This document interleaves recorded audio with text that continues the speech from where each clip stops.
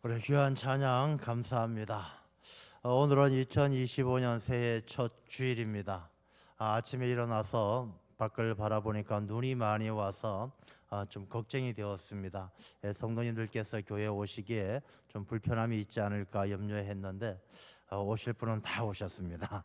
오늘 이 새해 첫 주일 또 하나님 앞에 나와서 영과 진리로 예배하시는 여러분을 하나님께서 귀하게 보시고 축복의 한 해가 되게 하실 줄로 믿습니다.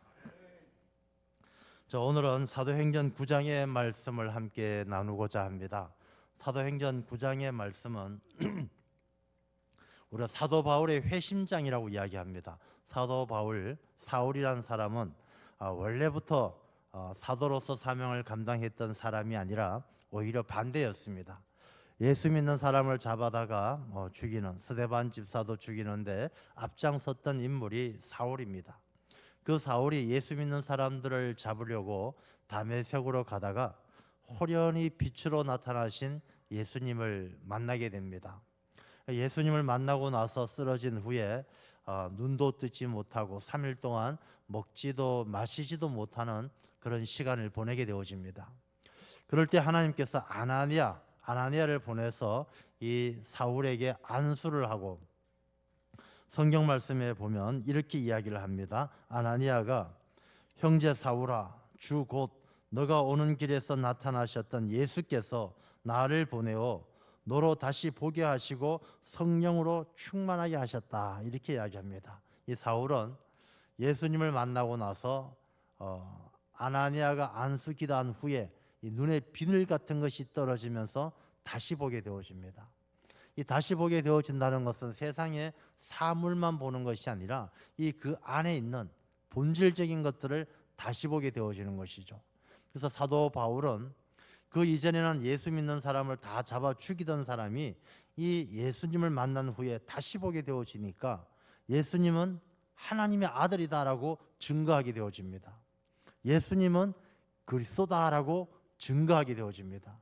다시 보게 되어지고, 이 다시 보게 되어지면서 사도 바울에겐 성령으로 충만하게 하셨다, 성령 충만하심으로 능력 있는 하나님의 종이 되는 것입니다. 우리 2025년 새해를 맞이하는 우리 모두가 이 사도 바울이 다시 주님을 만나서 다시 보게 되어지고 성령 충만하게 되는 것처럼 우리 모든 성도님들에게도 진리의 말씀을 다시 보게 되고 하나님의 귀한 종으로 쓰임받는 성령 충만한 한 해가 되시기를 축원합니다.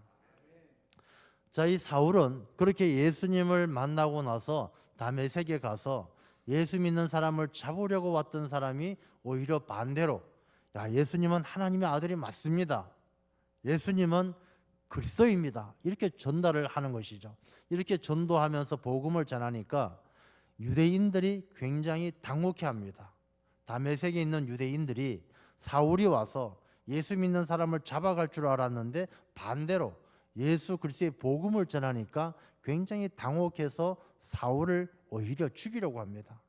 그럴 때 사울은 이 사울에게 감동을 받았던 제자들이 광주리에 담아서 다메섹 밖으로 탈출을 시켜서 이 사울은 다메섹에서 도망쳐서 예루살렘으로 돌아오게 되어집니다.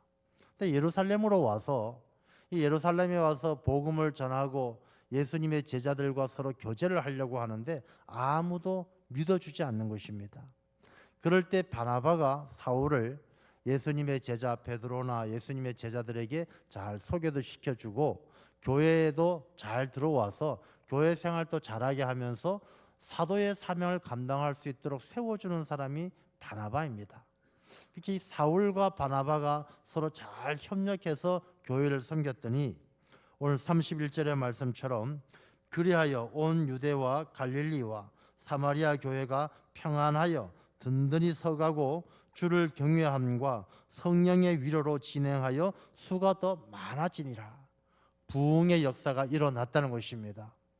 우리가 원래 교회표가 무엇입니까? 교회표를 같이 한번 읽어보도록 하겠습니다.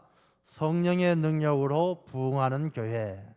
그래서 오늘 성령의 능력으로 부흥하는 교회, 우리가 도대체 어떻게 하는 것이 성령의 능력으로 부흥하는 교회가 될 수 있는 길인지 이 사도 바울과 바나바의 이야기, 초대 교회의 모습을 살펴보면서 올 한 해 하나님께서 우리 교회를 향한 놀라운 계획들이 이루어지게 될 줄로 믿습니다. 자, 먼저 우리가 교회에 대해서 다시 한번 생각을 해보고자 합니다. 이 교회는 하나님의 집이라고 이야기합니다. 하나님의 집이라는 말씀의 의미는 교회의 주인, 교회에 계시는 분이 누구냐? 하나님이셔요. 그래서 우리가 교회에 올 때는 하나님을 만나기 위해서, 하나님을 예배하기 위해서, 하나님을 찬양하기 위해서, 하나님의 말씀을 듣기 위해서 오는 것이 바로 교회인 줄로 믿습니다. 그래서 우리가 교회 오실 때 2025년 새해를 맞이하면서 교회를 다시 한번 깊이 생각하고 우리가 교회 올 때 마음가짐을 새롭게 해야 돼요. 우리 교회 오는 것은 야 친구 만나러 간다, 야 일주일 동안 한 번씩 가는 것, 내가 이때까지 30년 해왔으니까 가는 거다, 그게 아니에요. 교회는 하나님의 집. 그래서 역대하 7장에 보면 하나님께서 솔로몬이 성전 건축을 하고 봉헌할 때 그렇게 말씀하셔요. 내가 이 성전을 택하여 거룩히 구별하고 내 이름을 영원히 이곳에 두었다, 그렇게 말씀하셔요. 성전에 하나님께서 하나님의 이름을 문표로 딱 걸어 놓으셨다는 거예요. 사람이 살면서 자기 집에 삽니다. 자기 집에 살면 문표를 딱 걸어 놓고 살죠. 그러면서 자기가 이 세상을 가고 싶은데 다 돌아다닙니다. 특히 한국 사람들은 세계 어느 곳에 가도 다 있어요. 제가 예전에 한번 동남아시아에 이렇게 필리핀에 간 적이 있는데, 필리핀에서 이렇게 뭐 보트 타고 이렇게 뭐 패러글라이딩 하면서 사업하시는 분이 계신데 진짜 영락 없는 원주민이에요. 똑같이 새까맣고 까무잡잡한데 한국말을 너무 잘하시는 거예요. 물어보니까 한국 사람이에요. 한국 사람이 세계 어느 곳에 안 가 있는 곳이 없어요. 세계 곳곳에 다 있지만 그 사람들이 나중에는 돌아오는 것이 조국이고, 이 조국 가운데도 자기 이름이 딱 걸려있는 문패가 있는 자기 집이 다 있다는 것입니다. 하나님도 이 세상에 계시지 않은 곳이 없어요. 하나님은 온 세상에 다 계시지만 특별히 이 교회는 하나님께서 거룩하게 구별하시고 하나님의 이름을 영원히 두게 하셨고, 그리고 말씀하시기를 내 눈과 내 마음을 이곳에 두리라 하셨어요. 늘 사람이 멀리 타국에 가 있어도 집을 그리워하고 고향을 그리워하는 것처럼 하나님은 교회를 특별히 구별해서 눈과 마음을 두시고 하나님의 이름을 걸어 놓으신 것이기 때문에 이 교회는 하나님의 집이고, 이 교회를 어느 것보다도 소중하게 생각해야 될 줄로 믿습니다. 그래서 교회에 대해서 한번 생각할 때 교회는 하나님의 집이고 하나님의 이름을 걸어 놓으셨고 하나님의 눈과 마음이 있는 곳이다. 두 번째, 교회는 신약 성경에 보면 예수님께서 세우신 내 교회를 세우리니 하시고, 이 성경 말씀에 교회는 예수 그리스도가 머리가 되시고 성도는 지체라고 이야기했습니다. 교회는 주인이 하나님, 하나님의 집이니까 집주인이 하나님이시고 또 그 머리는 예수 그리스도예요. 예수 그리스도가 이 교회를 움직여 가시는 것이죠. 예수 그리스도의 뜻을 따라 예수님께서 이 땅에 오셔서 하신 사역이 선포하시고 가르치시고 고치신 거예요. 하나님의 나라를 선포하시고 복음을 가르치시고 병든 자를 고치시는 것이 예수님의 사역이었어요. 그래서 이 교회, 주님의 몸된 교회는 주님의 뜻을 따라, 교회의 머리가 되시는 주님의 뜻을 따라 가르치고 선포하고 고치는, 세상에 병든 것을 고치고 세상에 미련한 것들을 가르치는 그 사명을 교회가 감당해야 된다는 것입니다. 교회는 머리가 예수님이 되시니까 예수님을 따르는 것, 예수님께서 가르쳐 주시고 예수님이 하신 사역을 감당하는 곳이 바로 교회예요. 그래서 교회는 하나님이 주인이시고 머리가 예수님이시고, 그럼 교회는 어떻게 해서 움직이느냐?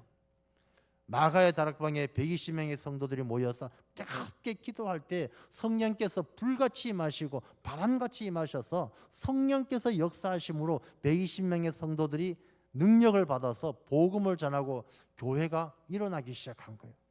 교회를 움직이는 동력, 교회의 생명력은 바로 성령님의 역사라는 것이죠.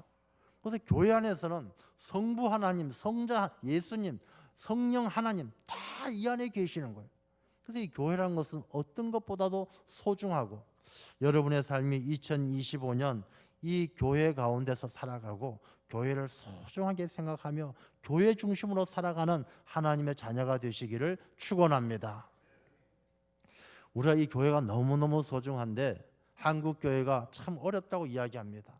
우리가 통계표를 보게 되어지면 한국 교회 기독교인 수가 많이 줄어가 코로나를 기점으로 해서 많이 줄었어요. 그래서 교회가 참 위기다, 어렵다 이야기를 합니다. 뭐 저도 그런 얘기 가끔 드리면서 원인을 뭐 세속주의다, 혼합주의다, 물질주의다 뭐 그런 이야기들을 합니다. 근데 물론 다 맞는 말씀이지만 더 깊이 본질적으로 들어가면 이 교회는 주인이 하나님이신데 하나님의 집인데 언제부터인가 집주인이 안 계신 거예요. 이 교회가 하나님의 뜻을 따르고 하나님을 예배하고 하나님의 영광을 드러내는 곳이 교회여야 하는데 이 교회의 집주인이 하나님이 집주인이 아니라 사람들이 모여들면서 이 사람들이 집주인 행사하고 있는 게 너무 많다는 것이죠. 그럼 생각해 보십시오. 빈집이 있는데 그 빈집에 딴 사람이 와서 야, 이 집은 내 집이다 하고 큰 소리 치면 그걸 보는 세상 사람들이 조롱하지 않겠습니까? 저 자식 집주인이 누군지도 모르고 남의 집에 와서 자기 집이라고 우기니까 세상 사람들이 조롱하는 거예요. 교회는 하나님의 집인데 사람들이 와서 마치 자기 집처럼 자기가 주인 행사하니까 교회가 어려움을 당하는 것입니다. 청와대가 왜 청와대입니까? 청와대는 대통령이 있었기 때문에 청와대가 우리나라의 뭔가 이 정치의 중심 뭐 그렇게 이해를 했었는데 이제 청와대가 대통령이 떠나고 빈집이 되니까 온갖 세상 사람들 다 구경거리가 되고 밤이 되면 텅텅 빈 폐가처럼 아무도 없는 집이 되지 않습니까? 여러분 집을 아무리 잘 지으면 뭐합니까? 주인이 그 안에 있어야 하는 것이죠. 교회의 주인은 하나님께서 주인 되실 때 이 교회가 건강한 교회가 되고 능력 있는 교회가 되는 줄로 믿습니다. 그래서 이 교회는 성도들이 집주인 행세하는 것이 아니라 하나님이 집주인이 되어서 우리 성도들은 주일에 교회에 오는 것이 주인 되시는 하나님 앞에 나와 예배하고 찬양하는 시간, 하나님 만나는 시간이 돼야 되는 것이죠. 그리고 교회는 예수님께서 머리가 되시니까 교회에 오면 예수님께서 내게 뭐라고 말씀하실까? 예수님은 내가 어떻게 사는 것을 기뻐하실까? 여러분 머리라는 것이 우리 몸을 잘 움직이려면 머리에서 전달되어지는 이 명령을 잘 수행해야 돼요. 이 머리에서 우리에게 뭐 지시를 하지 않겠습니까? 이 신경세포를 통해서 팔을 들어라, 내려라, 걸어라, 뛰어라 명령 내리는데 그거 하고 따로 놀면은 이 사람은 정상적인 사람이 될 수가 없는 것이죠.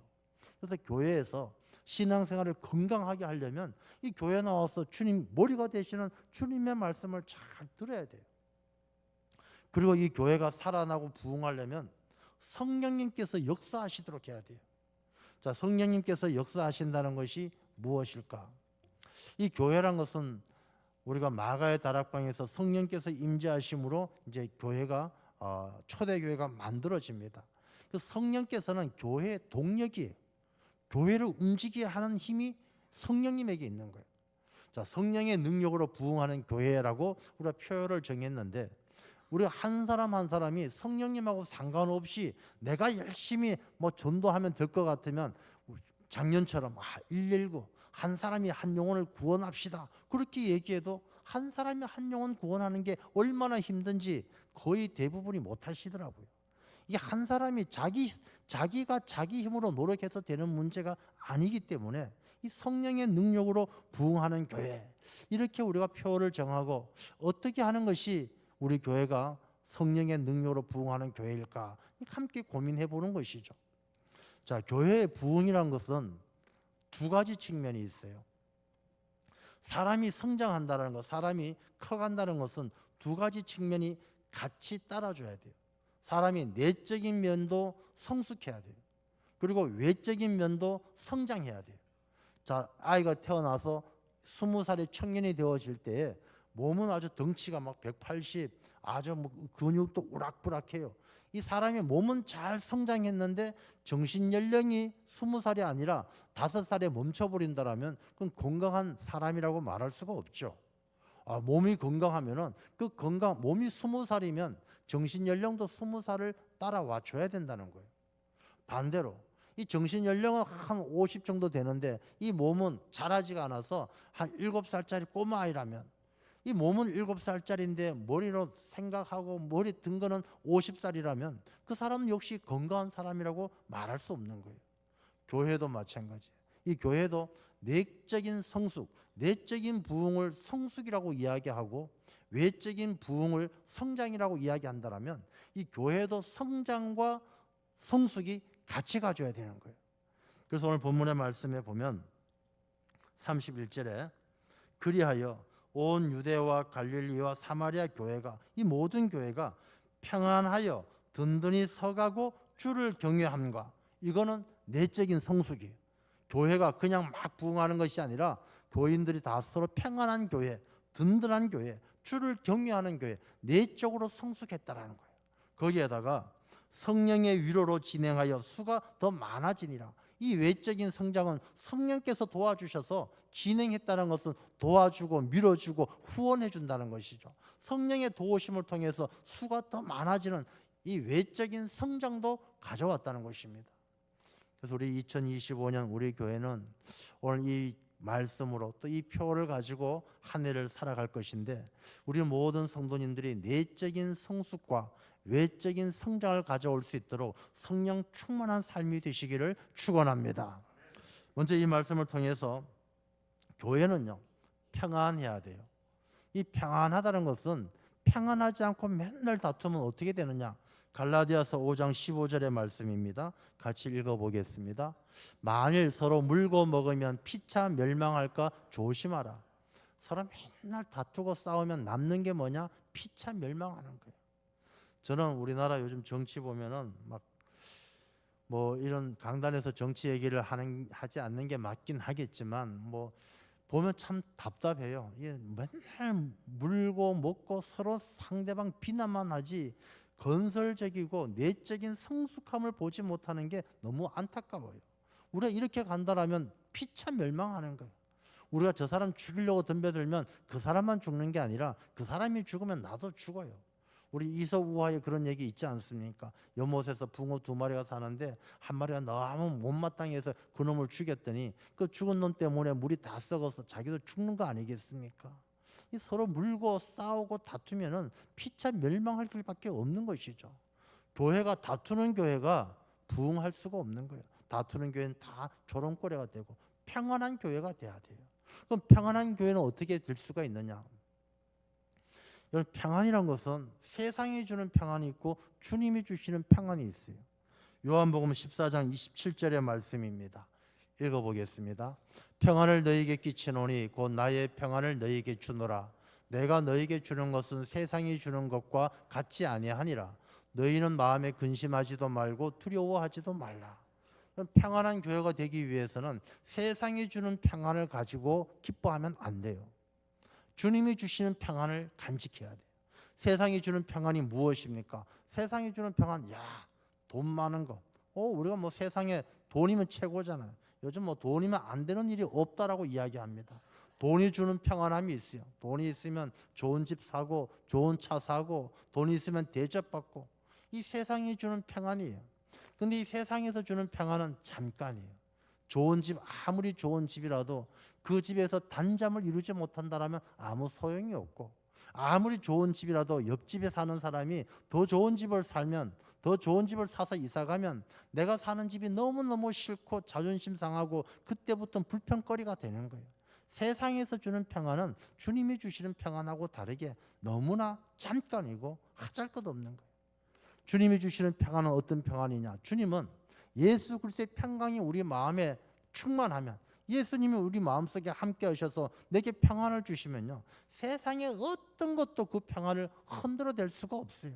돈 많은 것, 돈 적은 것, 우리가 배가 고프나 배가 부르나 뭐 우리가 기쁘나 슬프나 일체의 비결을 배운 이 사도 바울의 고백처럼 예수 그리스도의 평강이 함께하면 배가 불러도 상관없고 배가 고파도 상관없고 돈이 많아도 상관없고 적어도 상관없어요. 주님이 주시는 평안은 세상이 흔들 수 없는 그런 평안인 줄로 믿습니다. 우리 2025년 살아가면서 우리 교회가 세상에서 주는 평안을 얻기 위해서 사람이 많아야 된다, 돈이 많아야 된다, 여기만 매달릴 것이 아니라 먼저 우리 한 사람 한 사람이 내적인 성숙함을 이루기 위해서 그리스도의 평강이 내 마음을 주장하도록 주님의 은혜 가운데 살아간다라면, 내 마음이 평안하면 교회는 성령께서 역사하셔서 점점 더 부흥할 수 있도록 역사하실 줄로 믿습니다. 내 마음이 평안해야 되는 것이죠. 내 마음이 평안해야 되고, 내 마음이 평안하면 이 교회가 든든히 서가고 우리가 주를 경외하게 되어지는 것이죠. 자, 그러면 우리가 내적인 성숙함을 가지게 되어지면 성령께서 위로로 진행하여 수가 더 많아지니라. 성령께서는 우리를 계속 도와주셔요. 이 진행한다라는 말은 그 원어를 찾아보게 되어지면 돕다, 후원하다 이런 뜻이에요. 성령께서 도와줄 때에 점점 수가 더 많아진다는 것입니다. 자, 이 말씀은 어떤 말씀이냐 하면요, 우리가 전도할 때 말 잘하면 전도 잘한다고 생각해요. 뭐 보면 전도하는 방법들이 많아요. 뭐 고구마 전도법이다, 뭐 무슨 관계 전도법이다 이야기하는데, 그 전도법 가지고 와서 그대로 한다고 다 전도되는 게 아니에요. 만약에 그렇게 된다라면 뭐 전도하는 게 얼마나 쉽겠습니까? 이 사람이나 저 사람이나 다 무슨 고구마 전도법 그대로 가져와 가지고 그대로만 하면 다 전도되면 대한민국 다 기독교인 되는 것이죠. 전도법이 중요한 것이 아니라 우리가 전도할 때 중요한 것은요, 기도하는 가운데서 성령께서 그 사람들의 마음의 문을 열어주셔야 돼요. 성령께서 터치를 해주셔야 된다는 것이죠. 고린도전서 12장 3절의 말씀입니다. 고린도전서 12장 3절 같이 한번 읽어보겠습니다. 그러므로 내가 너희에게 알리노니 하나님의 영으로 말하는 자는 누구든지 예수를 저주할 자라 하지 아니하고 또 성령으로 아니하고 누구든지 예수를 주시라 할 수 없느니라. 아멘. 여러분, 예수님을 나의 주님이라고 고백하는 것은 성령으로 하지 아니하고는 할 수가 없는 거예요. 우리 누구 붙들고 와서 야, 너 예수님을 주라고 고백해, 안 하면 죽어, 그 사람이 고백할 수 없는 거예요. 성령께서 그 마음을 만져주시고 그 마음을 알게 하시고 깨닫게 하셔야 돼요. 여러분들 다 이 자리에 앉아 있지만 예수님을 주로 고백할 수 있는 사람이 있고 그 고백이 불편하고 어색한 사람이 있어요. 제가 앞에 이렇게 강대상에 앉아서 예배 드릴 때 보면 찬송을 불러도 다 부르는 게 아니에요. 오늘 보면 9명이 잘 안 부르셔요. 이게 보면은 이게 왜 그러냐면 찬송도 주님께 예수님을 나의 주라고 고백하는 거예요. 이 고백은 성령으로 말미암지 않고는 안 되는 거예요. 우리가 이 예수님을 주라라고 고백하는 것, 여러분들이 예수님이 믿어지는 것은 성령께서 여러분들 마음을 만져주시기 때문에 믿어지는 거예요.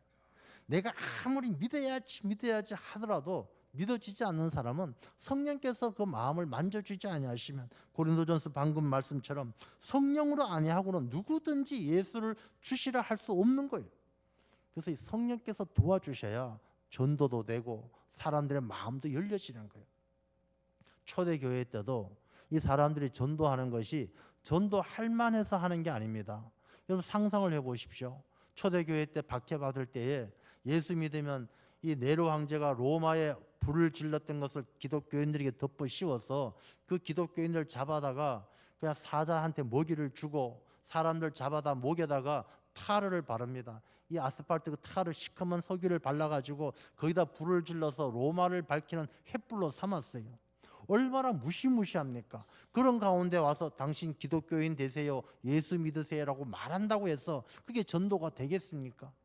그런데 초대교회에 놀라운 전도의 부흥이, 놀라운 부흥의 역사가 일어날 수 있었던 것은 성령께서 진행하셨기 때문에, 성령께서 일을 만들어 가셨기 때문에 그런 놀라운 역사가 일어난 줄로 믿습니다. 예수 믿으면 죽고 예수 믿으면 감옥에 가는 그런 시절인데도 사람들이 그렇게 기하급수적으로 하루에도 몇천 명씩 수천 명씩 베드로의 설교를 듣고 주님께로 돌아오는 사람이 많았던 것은 성령의 역사가 아니고는 설명되지 않는다는 것입니다. 그래서 성령의 능력으로 부흥하는 교회는 그런 의미가 있는 것이죠. 우리 모든 성도님들이 내가 내적으로 성숙해서, 내가 성령 충만해서, 내가 그리스도의 평강이 충만하고 교회를 든든히 세워가고 섬기고 그럴 때 성령께서 우리를 도와주셔서 점점 교회가 성장할 수 있도록 성숙과 성장은 함께 가는 것입니다. 자, 그러면 이 일을 위해서 성령의 능력으로 부흥하는 교회를 위해서는 우리 모든 성도님들이 어떻게 그럼 신앙생활을 해야 되느냐? 여러분, 목회자들은요, 하나님께서 교회에 파송한 성직자가 목회자들이에요. 그래서 목회자들은 교회 안에서 성도들을 양육하고 가르치고 하나님의 나라로 인도해 나갈 책임이, 사명이 목회자에게 있어요. 그럼 평신도는 어떠냐? 평신도는 하나님께서 부르셔서 다시금 세상으로 파송하는 성직자들이에요. 여러분은 세상을 향해서 나아가는 성직자가 돼야 돼요. 그 사명을 잘 감당해야 성령의 능력으로 부흥하는 교회가 되어진다는 것입니다. 오늘 본문의 말씀에 나오는 이 성경에 보면은 그 세상에 파송되어진 성직자의 사명을 잘 감당한 사람이 바나바예요. 바나바. 여러분, 바나바는 그 이름의 뜻이 뭐냐 하면 위로자, 격려하는 사람, 이런 뜻이에요. 성령의 별명이 성령님을 우리가 보혜사라고 이야기합니다. 보혜사라는 뜻이 뭐냐 하면 중재자, 위로자예요. 그래서 바나바라는 이름하고 이 보혜사라는 이름은 내용상 이 상통하는 의미가 있는 것이죠. 그 바나바가 어떤 사람이냐? 사도행전 11장 24절입니다. 같이 읽겠습니다. 바나바는 착한 사람이요 성령과 믿음이 충만한 사람이라 이에 큰 무리가 주께 더하여지더라. 바나바가 세상에 파송되어진 성직자로서 착한 사람이고 성령과 믿음이 충만했더니 그 사람 때문에 큰 무리가 주께 더하여져서 교회가 부흥했다는 것입니다. 바나바가 왜 착한 사람입니까? 바나바는 자기의 모든 재산을 다 팔아가지고 사도들 앞에 내려놓고 교회 어려운 사람들을 위해서 다 사용하게 모든 것을 아낌없이 헌신한 사람이에요. 이 바나바가 착한 이유는 그렇게 헌신하는 것이 하나님의 영광을 드러내기 위함이었지 자기를 위함이 아니었다는 것입니다. 겸손한 사람이었어요. 바나바는 그것을 하나님 앞에 드리고 나서 조금 더 자기가 인색하게 굴지 않았어요. 근데 똑같은 재산을 드리고 헌신을 하더라도 아나니아와 삽비라처럼 자기 자신을 드러내고자 하는 사람은 하나님께서 용납하지 않으셨어요. 바나바는 성령과 믿음이 충만한 사람이었어요. 우리가 하나님을 섬기고 봉사하고 하는 모든 일들이 성령과 믿음이 충만해서 감당해야 된다는 것입니다. 교회에서 어떤 일을 하다 보면 그냥 말만 열심히 말만 잘하는 사람이 있어요. 아니라는 것입니다. 우리가 바나바처럼 성령과 믿음이 충만해서 헌신하는 사람을 살 때 이 바나바가 얼마나 대단합니까? 생각해 보십시오. 이 바나바는 사도 바울보다도 자기가 복음에 앞선 사람이에요. 사도 바울보다도 훨씬 더 예수님 믿은 사람이에요. 교회에서 인정받는 것도 사도 바울보다 훨씬 더 교회에서 인정받은 사람이 바나바예요. 그래서 바나바가 사도 바울을 베드로와 이 사도들과 소개시켜 준 사람이 바나바잖아요. 바나바는 대단한 믿음의 사람이었고 교회에서 인정받는 사람이었고 복음에 앞선 사람이었어요. 근데 성령과 믿음이 충만한 바나바는요, 새로운 사람이에요. 이 사도 바울 지금으로 본다라면 사도 바울은 새로 오신 금방 막 오신 부목사님, 전도사님 그 정도 되는 거예요. 그러나 이 바나바는 그 사도 바울을 자기보다 훨씬 앞세워서 복음을 전하게 하고 교회를 섬기게 하고, 그렇게 했을 때 사도 바울과 이 바나바가 합력했을 때 그리하여 온 유대와 갈릴리와 사마리아 모든 교회가 주를 경외하고 성령의 위로로 성령의 진행함을 통해서 더 크게 부흥했던 것을 우리가 말씀을 통해서 볼 수 있다는 것입니다. 그래서 우리가 2025년 성령의 능력으로 부흥하는 교회가 되기 위해서는 우리 한 사람 한 사람이 바나바 같이 착하고 성령과 믿음이 충만한 사람이 되어야 할 줄로 믿습니다. 내가 이렇게 바나바처럼 성령의 충만함을 통해서 성숙한 사람이 되면 이 성숙한 사람들이 모인 이 교회가 성령께서 진행하심으로 모든 사람이 성령 충만하니까 이 교회는 성령께서 불같이 역사하시는 거예요. 성령께서 역사하실 때에 날마다 수가 더해지면서 성장하는 교회 될 줄로 믿습니다. 그래서 2025년 우리가 성령의 능력으로 부흥하는 교회란 표를 가지고 하나님께서 우리에게 새해를 허락해 주셨습니다. 포도원 지기가 이야기하는 것처럼 두루 파고 걸음을 줄이니 여러분, 두릅한다는 것은요, 힘들고 어려운 시간도 우리에게 있어요. 25년 장밋빛으로 그냥 고속도로처럼 쫙 가는 것이 아니라 우리가 25년 살아가면서 예수님께서 우리의 삶을 파는 것처럼 아픔도 주시고 힘든 일도 주셔요. 때론 걸음을 주시는 것처럼 은혜도 주시고 힘도 주셔요. 이 이유가 무엇일까요? 열매 맺게 하시는 것처럼 우리 교회 가운데 두릅하고 걸음을 주시는 것은 성령의 능력으로 부흥하는 교회가 되게 하기 위한 하나님의 뜻이 있는 줄로 믿습니다. 그래서 어떤 어려움이 있더라도 어떤 즐거운 일이 있더라도 우리 한 마음으로 성령 충만함으로 우리 교회가 부흥하는 교회, 성도들은 내적으로 성숙하고 교회는 양적으로 부흥해서 하나님께 큰 영광 올려드리는 축복의 한 해가 되실 줄로 믿습니다. 기도하겠습니다. 아버지 하나님, 감사합니다. 한 해가 시작되어지는 이때에